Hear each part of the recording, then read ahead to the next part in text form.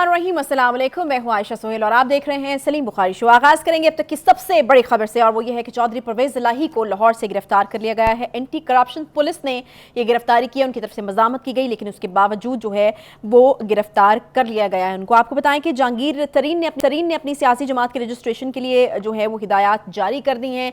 PTI के मुख्तलिफ रहनुमा जो हैं वो मुख्तलिफ तरीके से सिचुएशन को डील करते हुए नजर आ रहे हैं। फवाद चौधरी साहब के बारे में भी यकीनन आपको इल्म है। असद उमर साहब ने बहरहाल उससे बिल्कुल किनारा कशी इख्तियार की। उन्होंने कहा कि जो भी फवाद चौधरी साहब कर रहे हैं वो उसमें एक्टिव नहीं है। परवेज खटक साहब ने भी कहा है कि उनका कोई राब्ता दूसरी जमात से नहीं हुआ और फवाद चौधरी से भी उनका कोई राब्ता जो है वो नहीं है। फिर हम बात करेंगे जी, वफाकी हुकूमत ने supreme court practice and procedure bill पर नजरसानी का फैसला किया है। चीफ जस्टिस ने हुकूमती फैसले को जो है वो खुश आइंद करार दे दिया है। साबिक सदर आसिफ अली जरदारी बहुत मसरूफ हैं आजकल लाहौर में। पीपल्स पार्टी के हवाले से पहले ही इस तरह की खबरें आ रही थी कि बहुत सारे लोग जो PTI से टूटे हैं वो पीपल्स पार्टी में शमूलियत इख्तियार करेंगे। तो जरदारी साहब मौजूद हैं यहाँ पर, यकीनन इंटरव्यूज़ हो रहे होंगे। कहा जा रहा है कि मुख्तलिफ चीज़ों को मद्देनजर रख कर फैसला किया जा रहा है कि किसको पीपल्स पार्टी में जो है वो खुशामदीद कहा जाएगा। तो यहाँ पर भी काफ़ी जो है वो एक्टिविटी हमें नज़र आ रही है। इसके अलावा हुकूमत ने फ़िलहाल IMF प्रोग्राम से जो है वो थोड़ी देर के लिए किनारा कशी इख्तियार करते हुए कहा है कि अगले जो है वो हुकूमत के बजट के फ़ौरन बाद अगले प्रोग्राम के लिए IMF से जो है वो राब्ता किया जाएगा। महंगाई इस वक्त अरूज पर है, इस पर भी होगी बात। अस्सलाम वालेकुम मुखाई साहब, क्या हाल चाल है? ठीक ठाक है? खैरियत से हैं मुखाई साहब? बिल्कुल मैं खैरियत से, लेकिन लाहौर का मौसम आज फिर, वैसे तो मौसम बहुत अच्छा है लेकिन सियासी दर्जा हरारत एकदम से दोपहर के करीब हमने देखा कि अरूज पर चला गया जब चौधरी परवेज इलाही साहब को गिरफ्तार किया गया। क्या पहले तो आप ये बताएं कि आप इस्लामाबाद में थी, कैपिटल सिटी है वो, वहाँ का मौसम कैसा था? वहाँ का मौसम तो बहुत ही बेहतरीन था। मेरे ख्याल में मौसम जो है वो आजकल लाहौर का जो है वो सियासी दर्जा हरारत ज़्यादा बिगड़ा हुआ है। खान साहब ने कल चक्कर लगाया था उधर, लेकिन फिर भी सब अमन ही रहा है। नहीं, देखिए इसकी एक बुनियादी वजह यह कि लाहौर हमेशा से रवायती तौर पर सियासी हब रहा है और अब भी हब है। जरदारी साहब जैसा कि आपने खुद कहा कि वो पहुंच गए हैं यहाँ पर, तरीन साहब भी तशरीफ ला रहे हैं यहाँ पर, तो काफ़ी एक्टिविटी जो है इसके अलावा भी यहाँ होने जा रही है। जी आपने बिल्कुल दुरुस्त कहा शुरू में कि परवेज इलाही साहब जो हैं, जो एक पार्टी के हाल ही में सदर बने थे, कुछ ज़्यादा देर नहीं हुई उनको, जब उन्होंने अपनी पार्टी उसमें जम कर दी थी उस जमात में, तो हर चंद के उनकी वहाँ पर पजीराई जो है कुछ ज़्यादा नहीं थी, इसलिए कि जो धड़े थे उस पार्टी के अंदर वो सारे के लिए काबिल कबूल नहीं थे। परवेज इलाही साहब किसी भी सूरत में, किसी भी यानी अंदाज से उनको वो मकबूलियत हासिल नहीं थी, लिहाजा वो आइसोलेशन में काम कर रहे थे। जितना भी कर रहे थे वो पार्टी के जितनी भी मीटिंग्स हुई 9 मई के बाद या 9 मई से पहले, उनमें कहीं भी वो चौधरी परवेज इलाही हमें नज़र नहीं आते थे। एक दफ़ा सिर्फ वो यानी यकजहती का इजहार करने के लिए ज़मान पाक ज़रूर आए थे जब पहली दफ़ा ऑपरेशन हुआ था वहाँ, उसके बाद से वो सिरे से गायब थे। जो असल टर्निंग पॉइंट आया उनकी सियासी ज़िंदगी में वो था जब उनके बहुत ही करीबी साथी जो प्रिंसिपल सेक्रेटरी भी थे उनके और उससे पहले सेक्रेटरी असम्बली थे, मोहम्मद खान भट्टी साहब, उनकी गिरफ्तारी हुई थी। सही। उनकी गिरफ्तारी के बाद से फिर उनके एक और करीबी साथी जो हैं वो भी गिरफ्तार हुए और फिर उनके जो एक वकील हैं, बहुत ही रिलायबल वकील चौधरी साहब के, उनको भी थोड़ी सी देर के लिए ये मेरे ख्याल में वही बात है जिनमें से कोई एक वादा माफ गवाह भी बने थे। जी मैं उसी तरफ आ रहा हूँ। तो ये काफ़ी सारी एक्टिविटी के बाद फिर फैसला हुआ कि इनके खिलाफ जो है एंटी करप्शन में मुकदमा दर्ज किए जाए। इनमें किक बैक्स के मामले हैं, ठेके देने का मामला है, इसमें बहुत सारी चीज़ें हैं। इनकी गिरफ्तारी काफ़ी एक मेलो ड्रामा रहा है लाहौर के अंदर ना। आपको पता है कि एक दफ़ा कितनी बड़ी फोर्स के साथ रात को रेड हुआ था जब बख्तरबंद गाड़ी ने उनका गेट भी तोड़ा था। उस वक्त के बारे में तासुर ये था कि चौधरी शुजात साहब और उनके बेटों ने उनको अपनी तरफ बुला के बचाया था गिरफ्तारी से, ये एक तासुर था। इसकी वजाहतें बाद में दी गई, लेकिन चूंकि उन चौधरी शुजात के बेटों ने रेजिस्ट किया था इसलिए वो ज़ख्मी भी हुए थे उस सारी तगो-दो के दरमियान। गिरफ्तारी हो गई है मेरे ख्याल से। अब देखना यह है कि क्या वो भी बाकी दीगर लीडरों की तरह से जो एक दूसरी जमात के लीडरों ने पार्टी छोड़ के फिर प्रेस कॉन्फ्रेंसेस की हैं, क्या इनकी रिहाई भी अब प्रेस कॉन्फ्रेंस के नतीजे में होगी या इनके खिलाफ मुकदमा सीरियसली चलेंगे? ये दो बड़े सवाल हैं जिनका जवाब दरकार है। हम कोशिश करते हैं अपने तईं इसका जवाब देने की। देखिए ये ऑप्शन उनको दिया जाएगा कि नहीं कि वो एक प्रेस कॉन्फ्रेंस करें, लातलकी का ऐलान करें उस पार्टी जिसमें वो जम हुए थे, जिसके वो सदर हैं, और अपने आप को हालात के धारे पे छोड़ दें जिस तरह बाकियों ने छोड़ा है। कोई नई पार्टी बनेगी या नहीं बनेगी, कोई नया धड़ा बनेगा कि नहीं बनेगा, वापस अपनी या पार्टी वापस। यस, बहुत इंपॉर्टेंट तरफ इशारा किया आपने कि उनके पास भी चौधरी वजाहत की तरह ये ऑप्शन मौजूद है कि वो अपने बड़े भाई से जाके माजरत करें।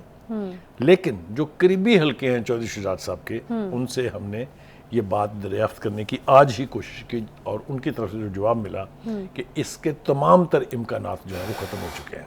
लेकिन इस तरफ से भी बुखारी साहब, मोनिस सलाई साहब तो ये कह रहे हैं कि मेरी 2-3 दिन पहले अपने वालिद साहब से बात हुई, उन्होंने यही फैसला किया। दूसरी तरफ बिल्कुल आपने ठीक कहा कि असल में ये बहुत जो करीबी हल्के हैं जो जानते हैं चौधरी ख़ानदान की सियासत को, उनका ख्याल ये है कि परवेज़ इलाही साहब से ये फैसला करवाना कि वो उस पार्टी में जम हो जाए, इसकी तमाम तर जिम्मेदारी उनके बेटे पर है, मोनिस सलाई पर, जो कि अब खुद यहाँ नहीं है। जो कि अब खुद यहाँ नहीं है। मेरे ख्याल से उनके वालिद साहब चूँकि बहुत ही सीजनड पॉलिटिशियन है, वो एंटिसिपेट कर रहे थे ये कि बारी अब मेरी भी आएगी, तो ऐसा ना हो कि मेरे बेटे का पॉलिटिकल कैरियर जो है वो शुरू होने से पहले ही कहीं जो कहते वो, तो उनकी तरफ से मुश्किल फैसला जो है वो अपने बेटे के फ्यूचर के लिए जो है वो तो उन्होंने उनको वक्त से पहले बाहर भेज दिया था। हालांकि यहाँ पर उनकी बेगम के बारे में भी मुकदमात की बात हो रही है।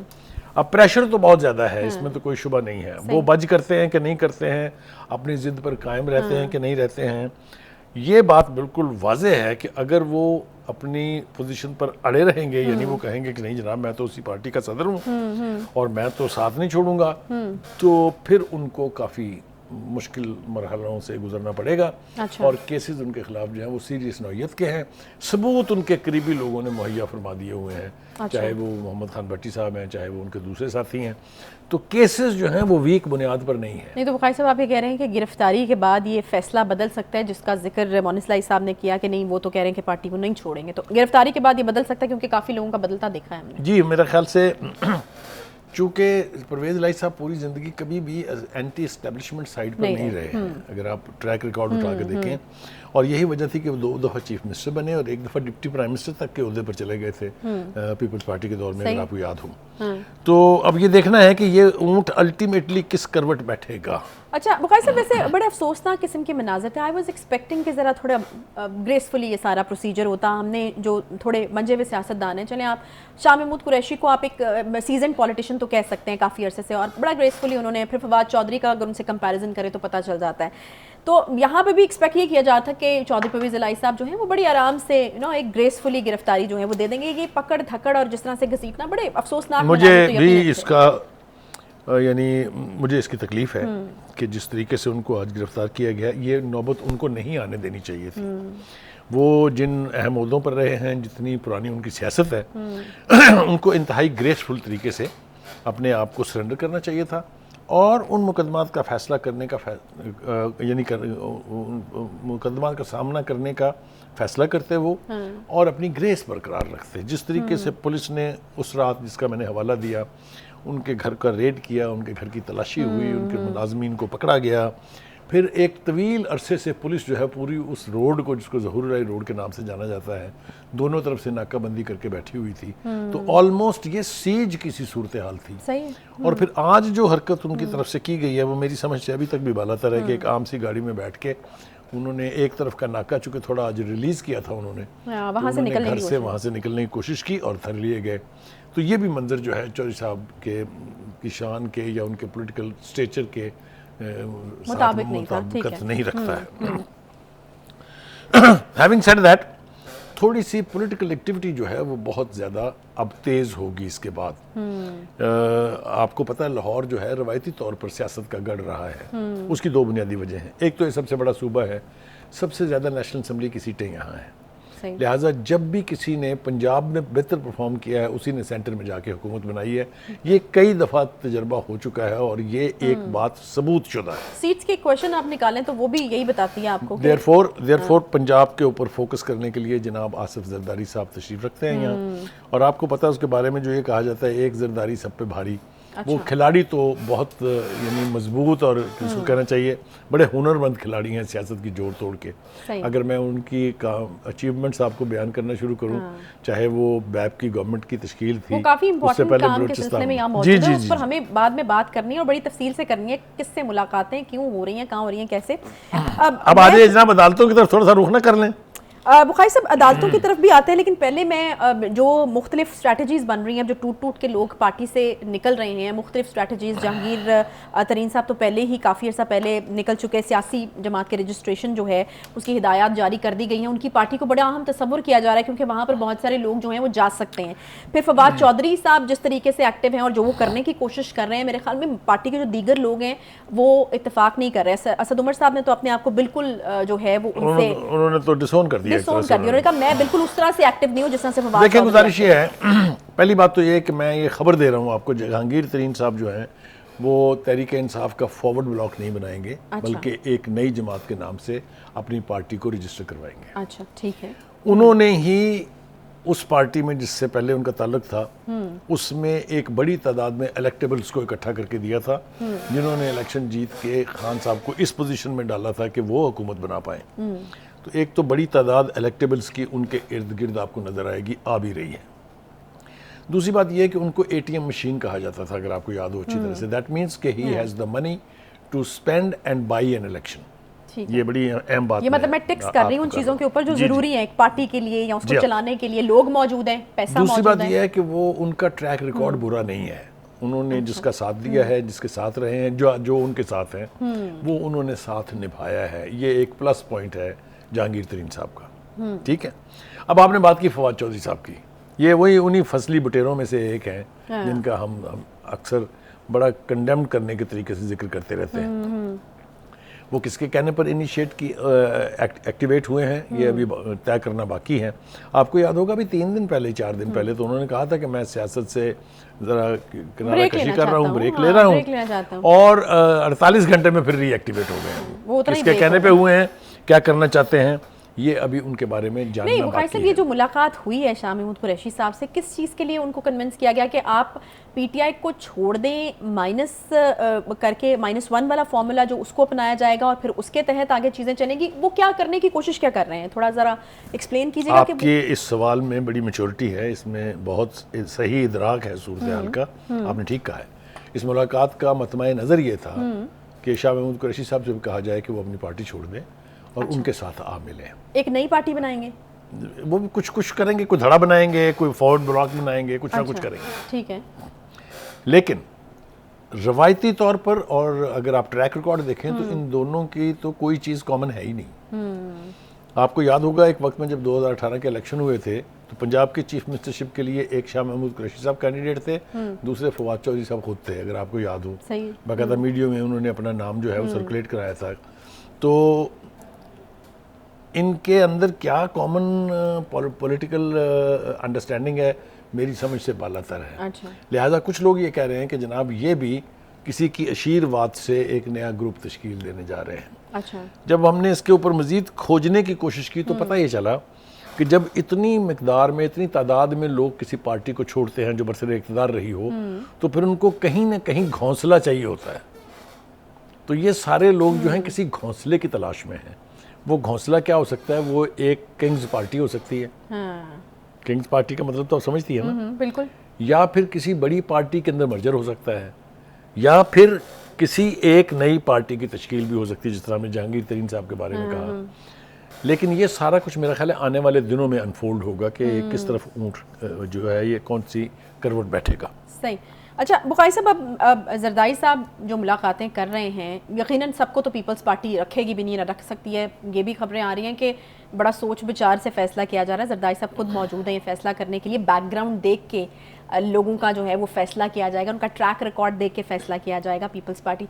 तो क्या क्या क्या पॉलिटिकल एक्टिविटी इस वक्त? देखिए, जो पॉलिसी वाइज अगर आप मुझसे पूछें तो इसका इजहार जो है वो जो सईद गनी साहब हैं, अच्छा, सिंध में बैठे हुए, वो मेरा ख्याल है इस पार्टी के उखाड़ पिछाड़ जब शुरू ही हुई थी तभी उन्होंने एक प्रेस कॉन्फ्रेंस में कह दिया था कि हम अपने इस जमात के जो साथी हैं उनको वेलकम करेंगे, हमारे बाजू खुले हैं उनके लिए। ठीक है। और ये बात उन्होंने कम से कम निसफ दर्जन बार कही है मुख्तलिफ प्रेस कॉन्फ्रेंस में। इसका मतलब ये हुआ कि वो पार्टी की पॉलिसी के खिलाफ कोई बयान नहीं दे रहे थे, क्योंकि किसी ने ये नहीं कहा कि आप ये क्या बात कर रहे हैं, ये क्या बेतुकी छोड़ रहे हैं आप। तो जो जरदारी साहब हैं वो तो फिर अल्टीमेट फैसले करेंगे ना, किसको क्या पोजीशन देनी, किसको कहाँ रखना है, किसको कहाँ रखना। तो पीपल्स पार्टी वाजे कर चुकी है कि हमारे दरवाजे खुले हैं उस जमात के लोगों के लिए जो छोड़ के आ रहे हैं खान साहब को। एक दूसरी बात है जमात इस्लामी। जमात के अमीर सिराजुल हक साहब कह चुके हैं कि हमसे कुछ लोगों का राब्ता भी है अच्छा। और हम उनको अकोमोडेट करेंगे, वो हमारे लिए वेलकम है। ठीक है। एक जो बारीक बात है वो है नून लीग। हाँ, मैं वही पूछ लगी थी कि वहाँ पर जी, क्या सिचुएशन नून लीग ने एक बयान तो राना सलामुल्लाह साहब ने दिया कि हमारे पास कुछ ज़्यादा गुंजाइश नहीं है, लेकिन गुंजाइश है, इसलिए कि हमारे जो हलके हैं उनमें हमारे स्ट्रॉन्ग कैंडिडेट्स मौजूद हैं, लेकिन ठीक। गुंजाइश है, हम बहुत से लोगों को अकोमोडेट करने की कोशिश करेंगे जितनी कर सकते हैं। ठीक है। जो इसके ऊपर लंदन में फीलिंग है हाँ, वो क्या है? ज़रा थोड़ी सी क्योंकि रिजिड वो है। बड़ी इंपॉर्टेंट फीलिंग है। मेरा नहीं ख्याल कि उनके पास इनमें से किसी के लिए भी माफ़ी की कोई गुंजाइश अच्छा, है। सही है। एक बात तो ये, और दूसरी उसकी वजह है कि आज तक जितने MNA MPs उनके थे पार्टी के, वो इंटैक्ट हैं। चाहे वो मुशर्रफ का दौर था जिसमें बहुत जुल्म किया गया, बहुत सही। ज्यादती की गई, कोशिश की गई कि पार्टी के हिस्से बखरे हो जाएं, दो भाइयों में लड़ाई हो जाए, बहुत कुछ हमने देखा, वो नहीं हुआ। लेकिन वो उन्होंने प्रूफ किया। उसके बाद हमने देखा कि जो PTI का जो दौर हुकूमत है उसमें बहुत कोशिशें की गई कि घर के अंदर लड़ाई हो और जो इनके MNA MPs हैं उनका साथ छोड़ जाएं, ठीक। लेकिन वाहद पार्टी है जिसकी पूरी की पूरी स्ट्रेंथ और उसका वोट बैंक इंटैक्ट अभी तक है। सही है। इसलिए उनके पास यकीनन बहुत कम गुंजाइश होगी कि वो इन लोगों को अकोमोडेट कर सकें। अगर आपको याद हो, जो राजा रियाज साहब ने तकरीर की थी एक नेशनल असम्बली में, जिसमें कहा था कि जब हमारी ज़रूरत थी तो हम सबसे ज़्यादा अहम थे और उसके बाद हमें किसी ने पूछा नहीं है। बहुत खौफनाक तरीके से उन्होंने चीख मारी थी, उससे ऐसी चीख कह सकते हैं आप उसको। ठीक है। तो ये है सूरत हाल। तो यानी नून लीग के पास वाकई सही बात है गुंजाइश नहीं है, और जो उनके लोग पहले से इंटैक्ट हैं, मौजूद हैं, उन्होंने एक बड़े टफ टाइम में जो है वो अपने आप को साबित किया है। यकीन रिकॉर्ड ही हम इसको कह सकते हैं, जो शायद किसी दूसरी पार्टी के पास उस तरह से ना हो, कि जितनी लंबी लंबी जेलें नून लीग के रहनुमाओं ने जिस तरीके से काटी हैं, बड़े टफ टाइम में खुद को प्रूव करना एक बड़ा काम होता है। और फिर उसके कंपैरेटिवली जो हाल हमने देखा है, जो पार्टी इस वक्त डिसमेंटल होती हुई हमें नज़र आ रही है, उसका तो एक वाज़ेह फ़र्क जो है वो नज़र आता है। एक छोटा सा यहाँ पे ब्रेक लेंगे, ब्रेक के बाद वापस आते हैं, साथ रहिए।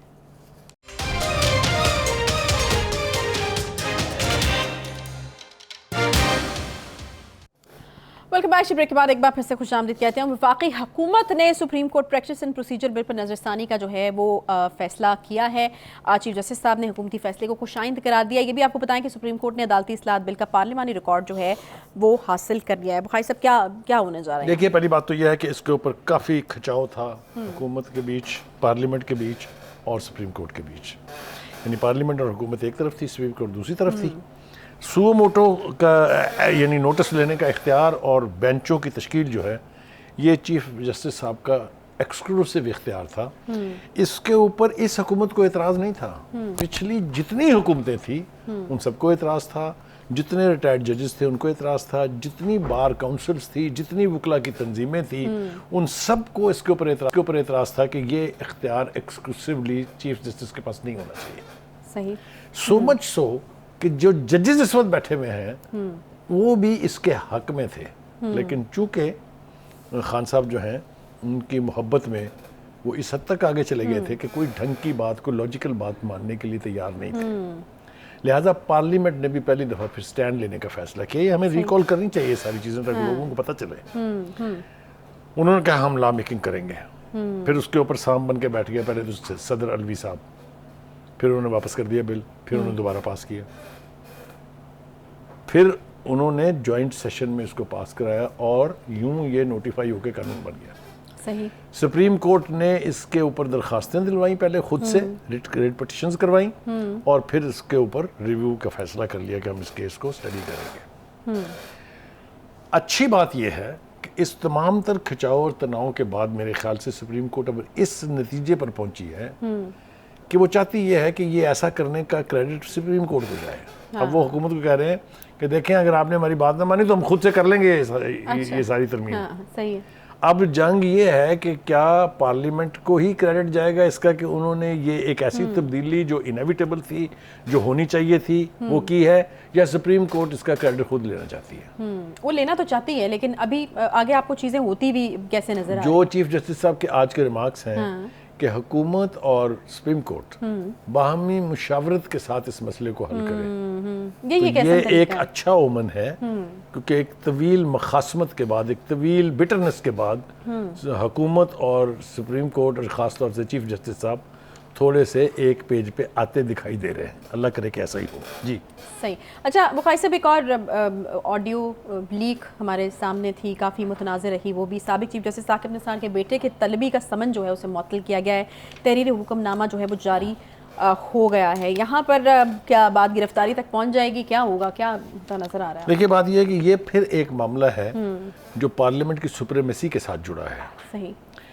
ये जो ऑडियो लीक हुई थी, ये आम सी बात नहीं थी, बड़ी खौफनाक बात थी कि एक साबिक चीफ जस्टिस जिनके ऊपर पहले से इल्ज़ामात लगे हुए हैं कि उन्होंने उनको बहुत सपोर्ट किया, जो उस वक्त बरसर इक़्तिदार हुकूमत थी, उनके बेटे साहब टिकट के पैसों के लेन देन की बात कर रहे हैं और ख़ास तौर से कीमत तक तय है उसमें कि 1 करोड़ 20 लाख रुपए उनको चाहिए इसके लिए। क्यों इसकी तफ्तीश नहीं होनी चाहिए? और स्पेशली वो अपने वालिद के रोल का भी जिक्र उसमें करते हुए सुनाई दिए, तो वो मेरे ख्याल में एक मोहर सब्त हो जाती है जो इल्ज़ामात पहले से मौजूद होते हैं इस तरह की चीज़ें। करेक्ट। अब सूरत हाल ये है कि इसके ऊपर भी अब तनाव है। अच्छा। सुप्रीम कोर्ट ने फिर इसके अंदर भी पंगा ले लिया है कि नहीं जी, ये तो इनको कमेटी को समन करने का इख्तियार ही नहीं है। क्यों नहीं है भाई इख्तियार उनको? उनके पास मैंडेट है। आज उसकी वजाहत की है काफ़ी हद तक रज़ा रवानी साहब ने, अगर आपने देखा है, वो ये कह रहे हैं कि जो पार्लियामेंट के अंदर की कार्रवाई है, जो कि यकीनी तौर पर जो उसकी कायमा कमेटियां हैं वो पार्लियामेंट का हिस्सा हैं, पार्लियामेंट की एक्सटेंशन है, पार्लियामेंट को रिप्रेजेंट करती हैं, लिहाजा वो जो फैसले करे उसको सुप्रीम कोर्ट चैलेंज नहीं कर सकती आइन के मुताबिक। तो आज जो उसकी कायमा कमेटी की प्रोसीडिंग्स है वो ज़रा थोड़ी सी अलार्मिंग है। उन्होंने कहा कि हमने नोटिस भेजा, वो नहीं आए, हम समन भेजेंगे, वो नहीं आएंगे, अगर तो फिर हम वारंट गिरफ्तारी भेजेंगे। सही है। इसका मतलब ये है कि पार्लियामेंट और पार्लियामेंट की कायमा कमेटी भी जो है वो स्टैंड ये भी कोई छोटा सा केस नहीं है मेरे ख्याल में। इसके बाद तो पूरा पंडोरा बॉक्स जो है वो खुल जाएगा अगर यहाँ पर इनको बुला के तफ्तीश की जाती है तो वो देखिए, मेरे ख्याल से तो ये होनी चाहिए। इसके अंदर मुझे तो कोई खराबी नज़र नहीं आती है, क्योंकि सुप्रीम कोर्ट ने, मैं ये तो नहीं कहूँगा कि रेड लाइन बहुत दफ़ा क्रॉस की है, लेकिन बहरहाल रेड लाइन क्रॉस तो हुई है। पार्लियामेंट की सुप्रीमेसी अगर कायम नहीं रहेगी, जो कि mother of the all institutions है, ये जितने भी इंस्टीट्यूशन डाउन द लाइन है ये सारे उसकी तख्लीक करना है। सही। आइन का की बात करते हैं, जजेस भी करते हैं, सियासतदान भी करते हैं, हुकूमत भी करती है, अपोजिशन भी करती है। भाई बनाया किसने था ये? तो जो पार्लियामेंट आइन बनाने वाली है उससे ज़्यादा सुप्रीम तो कोई नेशनल इंस्टीट्यूशन नहीं है ना। सही। तो मेरे ख्याल से पार्लियामेंट की सुप्रीमेसी इस्टेब्लिश होनी चाहिए। This is demand of the democracy, this is demand of the modern time. वो अलग बात है कि किसी को शौक हो सदर बनने का, मैं इसके ऊपर इस वक्त बात करना नहीं चाहता, बाद में करेंगे इसके ऊपर। तो वो सारी जमहूरियत की बसात ही लपेट दे और उसको सबसे ज़्यादा मदद मिले हमारी आला अदलिया की तरफ से, ये भी बात ठीक बिल्कुल। ये कहानी का आप जिक्र कर रहे हैं वो बिल्कुल मैं पहुंच गई हूँ वहाँ पे। एक छोटा सा यहाँ पे ब्रेक लेंगे जी। ब्रेक के बाद जब वापस आ रही तो IMF के हवाले से मैं बात करें, क्योंकि IMF जो है वो इतना इंपॉर्टेंट फैक्टर है जिससे हमारी इकॉनमी, महंगाई की शरह और लोगों की ज़िंदगियाँ तक जो हैं वो उससे मुतासर हो रही हैं, जुड़ी हुई हैं। उस पर हम बात करेंगे कि अब IMF के साथ जो मामला है हमारा वो कहाँ तक पहुँचा है। ब्रेक के बाद साथ रहिए।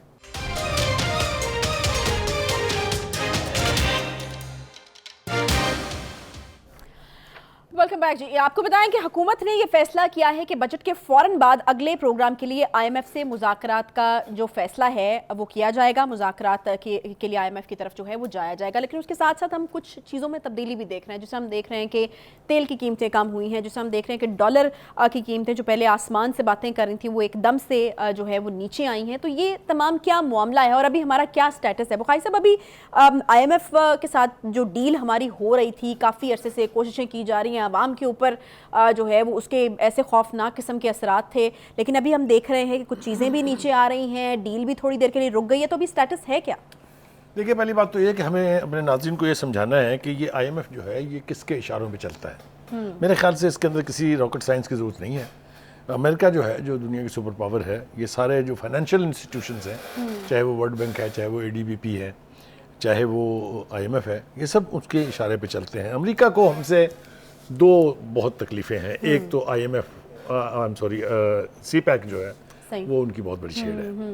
दूसरी बात ये कि वो ये चाहते हैं कि इकॉनमी के हवाले से जो हमारी पॉलिसीज़ हों वो उस पर असर्ट करें अपनी पोजीशन और हमसे कुछ वो बातें मनवाएं जो हमारे अपने मफाद में नहीं है।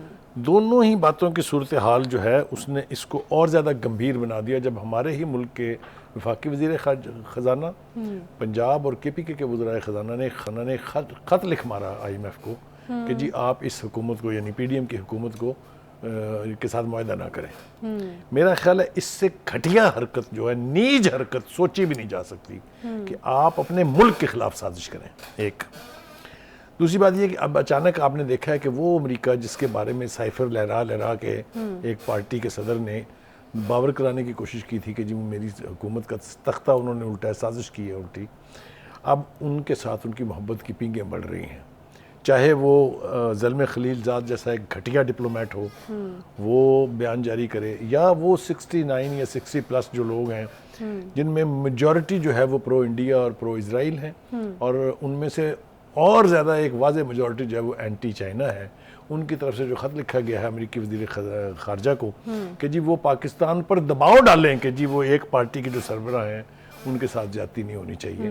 ये सारा कुछ पस मंज़र हमारे लोगों को मालूम होना चाहिए कि ये क्यों है। एक दूसरी बात यह है कि हमें नाकों चने चबवा दिए हैं उन्होंने, जो कुछ हम नहीं करना चाहते थे, यानी अपने ही लोगों की ज़िंदगी को अजाब बनाने के लिए नई टैक्सेशन, नई कंडीशनैलिटीज़, वो हमने सब कुछ मान के देख लिया, लेकिन उनके कान पर जूं तक नहीं रेंगी। लिहाजा मुझे यूं लगता है, I can be wrong, I can be corrected, कि इसहाक डार साहब जिसको हम कहते थे कि क्या मैजिक वैंड है उनके पास जो वो हालात को ठीक कर देंगे, उन्होंने बिलाखिर ये फैसला किया है कि टू हेल विद यू। अच्छा, ये जो मुआहदा होना था ना, जिसके लिए हम पिछले साल भर से कोशिश कर रहे थे, जिसको साबका हुकूमत जो है वो 2 दफ़ा तोड़ के हमारी क्रेडिबिलिटी का पट्टा बिठा गई थी, उन्होंने कहा कि अगर अब ये हो भी जाए, अगर आप अब मान भी लें कि हम आपको ये प्रोग्राम दे रहे हैं, तो बहुत तखीर हो चुकी होगी, हमारा तो बजट बनने वाला है अब। सही है। एक डेयरिंग फैसला उसने ये किया कि ओके जनाब, थैंक यू वेरी मच, इसको तो आप भूल जाएं। अच्छा, तो भाई साहब बजट में भी तो कोई इंटरफेयर करने की कोशिश आईएमएफ की तरफ से की गई मेरे ख्याल में। अगर हम आईएमएफ का प्रोग्राम लेते हैं तो हमें बजट उन डूज एंड डोंट्स की यानी सरहद के अंदर रहते हुए बनाना है जो हमें आईएमएफ बताएगी। लिहाजा मैं समझता हूँ ये बड़ा डेयरिंग फैसला है, और आपने नतीजा देखा इसका कि जो ही हमने ये फैसला किया, धड़ाम से डॉलर की कीमत गिरी है, धड़ाम से जो है वो पेट्रोल की कीमत नीचे आई है।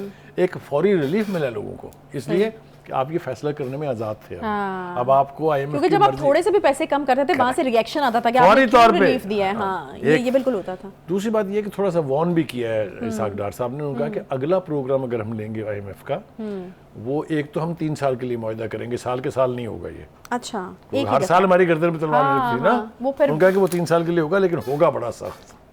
अच्छा, यानी हम जाएंगे आईएमएफ हमें अगर जाना पड़ेगा। देखिए 2-3 इसका फैसला भी होगा या हम तय कर चुके हैं कि जाना ही पड़ेगा? देखें, आईएमएफ से अभी तो फरार मुमकिन नहीं है। अच्छा, ये प्रोग्राम नहीं चाहिए, अगले के लिए हमें जाना पड़ेगा। लेकिन अगर हमारे डोनर्स जो हैं, जिनमें सबसे बड़ा चाइना है, जिसमें सऊदी अरब है, जिसमें यूएई है, अगर वो फैसला कर लें कि हमारा बाजू थामना है उन्होंने, तो हम तो आने वाले तमाम अदवार के लिए लानत भेज देंगे आईएमएफ पर।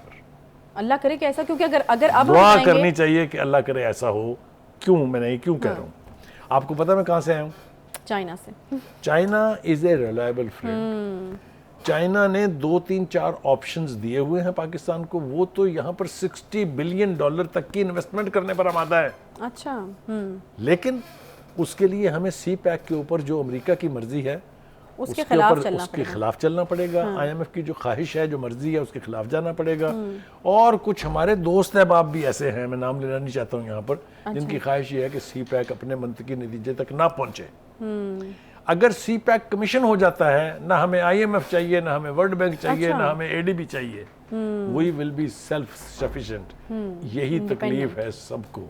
ना अमेरिका चाहता है कि हम सेल्फ सफिशिएंट हो और उनकी तरफ देखे ही ना आईएमएफ ये चाहता है, ना वर्ल्ड बैंक ये चाहता है। बट हमारे इंटरेस्ट में ये है कि हम अपने वसाइल पर जीना सीख लें। मैं आपको एक मिसाल दे देता हूँ। ईरान एक ऐसी मिसाल है जिसके ऊपर एक तवील अरसे तक सैंक्शंस जारी रही हैं। हम दूसरे मुल्क हैं जिनके ऊपर एक तवील अरसे तक अमेरिकन सैंक्शन, लेकिन भाई साहब अगर खुदा ना खास्ता हमें उस मुआहदे के अंदर जाना पड़ता है तो महंगाई तो अभी 38%, खाने पीने की अशिया एक साल में 48.65%, ट्रांसपोर्ट के किराए जो है 53% महंगे, तो फिर क्या हाल होगा हमारा एक ही हाल है। मैं जिसकी तरफ जा रहा था आपने मेरे रास्ते में टोक दिया। वो ये है कि हम सेल्फ रिलायंस पे बिलीव करें, हम जीना सीखें, हम अपने अल्ले तल्ले बंद करें, नॉन डेवलपमेंटल एक्सपेंडिचर जो है उसको कम करें, हमारे जो लाइबिलिटी के अदारे हैं उनकी सेहत को दुरुस्त करें, हम ऑस्टेरिटी यानी सादगी जो है इख्तियार करें, हम लग्जरी गुड्स के ऊपर इंपोर्ट करनी बंद कर दे तो हमें तो किसी की जरूरत ही नहीं है